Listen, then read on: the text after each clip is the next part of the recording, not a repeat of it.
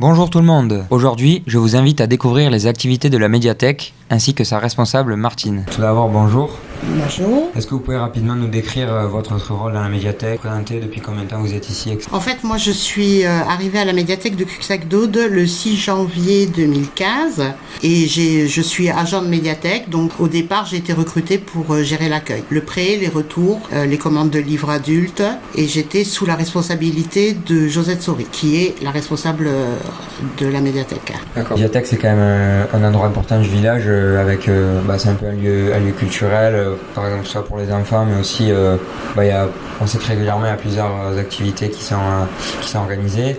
Comment vous encouragez un peu la participation du public dans les activités, dans les programmes de la médiathèque? Alors déjà on essaie de travailler le plus possible avec nos écoles, donc l'école maternelle et l'école primaire. On travaille aussi en collaboration avec la maison de retraite de la Bourgade et divers foyers pour handicapés, notamment le foyer Pêche de la Cloze et le foyer ATO de Béziers.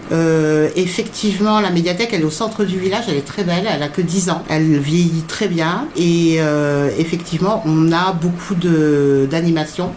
Donc des animations culturelles, puisqu'on prête nos locaux à différents artistes pour qu'ils puissent exposer. On a la chance d'avoir une très belle chapelle, la chapelle des Pénitents Blancs, où là aussi on expose régulièrement. Donc on est vraiment le lieu culturel dans le sens où on invite beaucoup d'artistes à nous présenter leurs œuvres.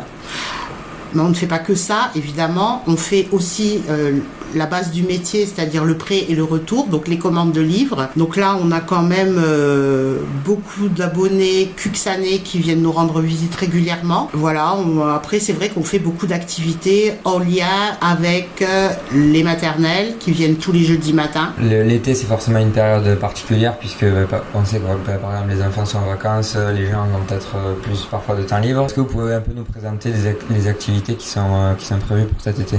Alors, juillet-août, comme tu l'as dit, les 2 mois de vacances. On aura sur le mois de juillet une exposition vinyle qui va donc arriver la semaine prochaine, où on aura l'occasion de pouvoir tester nos anciens tourne-disques, nos vinyles, voilà, donc ce sera en libre service. On va mettre en place des après-midi coloriage, puisqu'on a investi dans des grands panneaux à colorier.